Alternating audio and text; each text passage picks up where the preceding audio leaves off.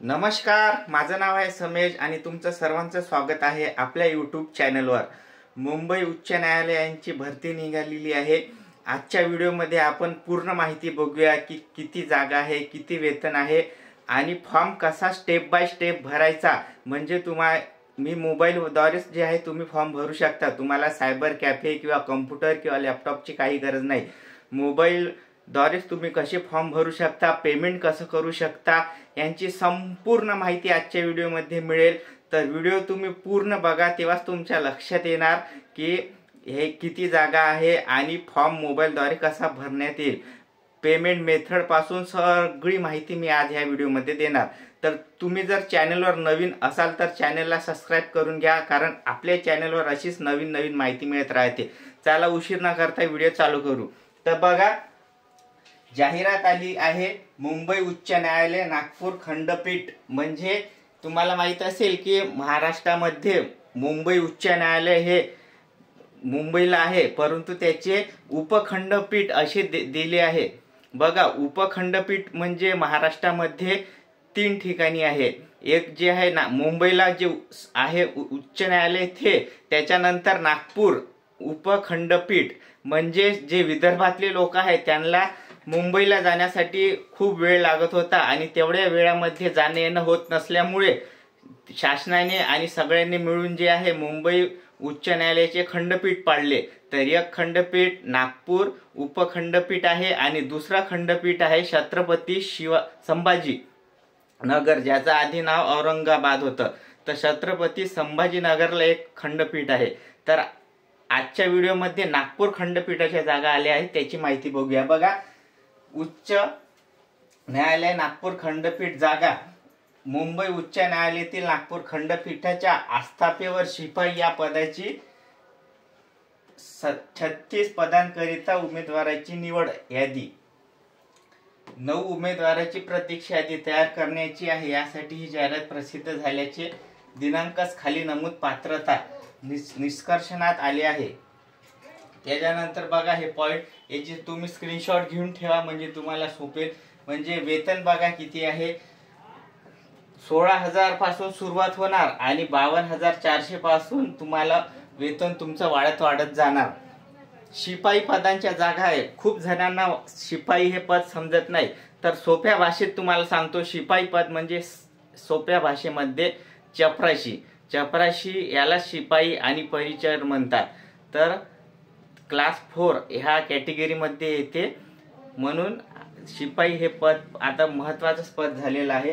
त्याच्यानंतर बघा, 18 वर्ष तुमचं कमीत कमी असावं आणि 38 वर्ष जे जास्तीत जास्त, हे जे आहे ओपन साठी आहे आणि अनुसूचित जाती अनुसूचित जमातीसाठी जे आहे 18 ते 43 वर्ष आहे, म्हणजेच SC ST साठी। आणि इतर जे न्यायालयीन कर्मचारी आहे त्यांना कमीत कमी 18 वर्ष आणि जास्तीत जास्त वय लागू नाही आहे। त्याच्यानंतर पुढे पहा, उमेदवाराची अल्पसूची।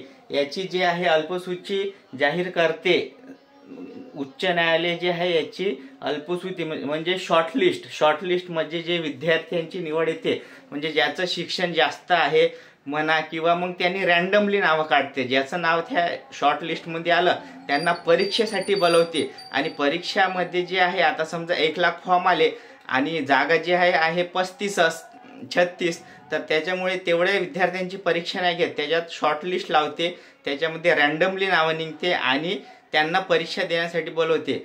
तर याची परीक्षा फक्त 30 प्रश्न असते आणि 15 प्रश्न जे आहे म्हणजेच 15 गुण तुम्हाला जर मिळाले तर तुम्ही ह्या परीक्षेत पास होता आणि त्याच्यानंतर तुमची मुलाखत आणि स्वच्छता चाचणी परीक्षा असते।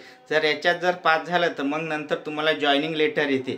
बघूया पुढे की काटेकोर पालन करणे, अर्ज सादर करावा। फॉर्म भरताना काटेकोरपणाने अर्ज भरावा।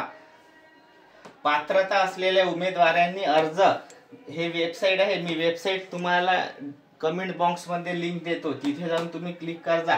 तर 18/2/2025 पासून हे फॉर्म भरायची सुरुवात झाली आहे। याची लास्ट तारीख पहा, 4 मार्च ते 2025 पर्यंत ही लास्ट तारीख आहे।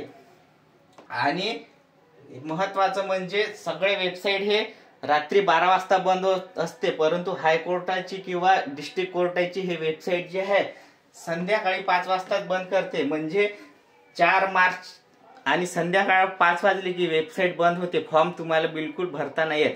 याच्या आधी जितक्या पण जागा निघल्या आहेत याचा अनुभवावरून असं निदर्शनास येते की उच्च न्यायालय आणि डिस्ट्रिक्ट कोर्ट हे नाही तारीख पण वाढवत आणि नाही टायमिंग मध्ये पण वाढ देत. तर हे तुम्ही महत्वाचं आहे, लक्षात ठेवा. तुमच्यापाशी जर 7वीची मार्क लिस्ट असेल तर उत्तम, कारण 7वीचे गुण तुम्हाला फॉर्म भरताना अत्यावश्यक आहे टाकणे.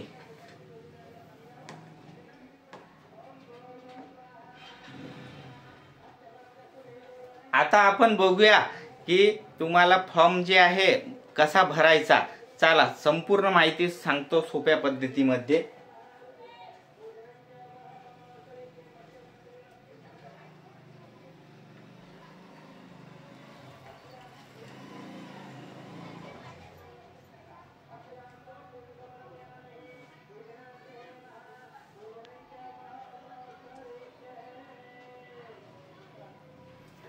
बघा सोप्या पद्धतीमध्ये सांगतो. तुम्ही जर त्या वेबसाईटवर गेले की वेबसाईटवर तिथे रजिस्ट्रेशन करायला खूप सोपी पद्धत आहे. तुम्ही जर सायबर कॅफेवर गेलात आणि सायबर कॅफेवर जर हा फॉर्म भरला ते तुमचे 100 ते 150 रुपये आरामशीर जाते. तुम्ही मोबाईलद्वारे जर फॉर्म भरला तर तुमचे पैसे जे आहे वाचणार, म्हणून घरीच मोबाईलवर भरा. फक्त 50 रुपये फी आहे, 50 रुपयेच खर्च येणार. बघा किती सोपी पद्धत आहे. सगळ्यात आधी तुम्हाला असं पेज दिसेल, तिथे जे आहे पिऊन म्हणजे शिपाई जागासाठी हे निवडून घ्यायचं. त्याच्यानंतर नाव, मिडल नेम, त्याच्यानंतर लास्ट नेम, ऍड्रेस टाकून घ्यायचा. त्याच्यानंतर आपला जिल्हा निवडा, पिन कोड टाका, आधार क्रमांक तुमचा जे असेल तो, ईमेल आयडी टाकून द्यायचा, मोबाईल नंबर चालूवाला, तुम्ही मेल आहे की फिमेल आहे ते टाका. त्याच्यानंतर इंडियन नॅशनॅलिटी, तुमची जन्मतारीख निवडा आणि तुम्ही मॅरिड आहेत की अनमॅरिड आहेत हे निवडा. कारण ज्याला 3 अपत्य असेल त्यांनी हे फॉर्म भरू शकत नाही, म्हणून इथे जे मॅरिड आहे त्यांनी 3 अपत्य असेल तर फॉर्म भरू नका.